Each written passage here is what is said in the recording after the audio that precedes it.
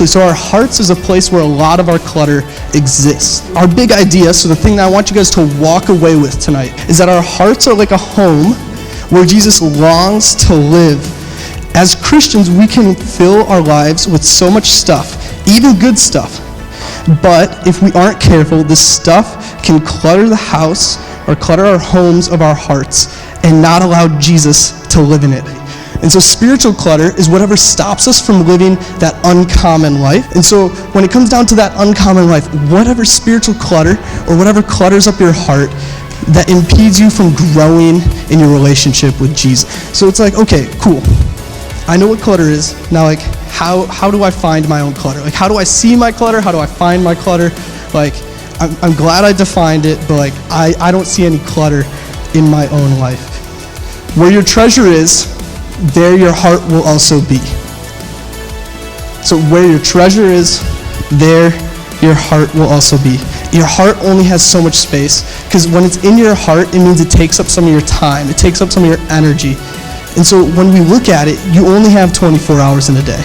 And you have to recognize what is in your heart, what's taking up these priorities. Because whatever your treasure over Jesus is, it is clutter.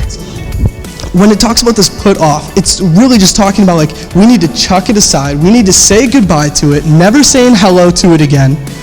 We need to like, in my mind, the only thing that really made sense was I need to nuke it.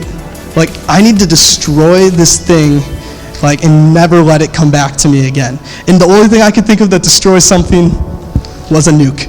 It completely just abolished, like, just disintegrates everything that it lands on. I mean, it's just insane. And so it's really important that we nuke when we put it off and we throw it to the side. We kill this thing. Christianity is a religion of peace, but it's a religion of all-out war against ourselves.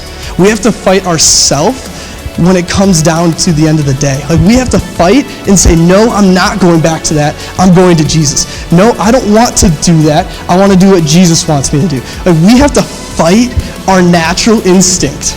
It's not easy. It is war. And when you're in war and you hear a twig snap, instantly your mind is alert.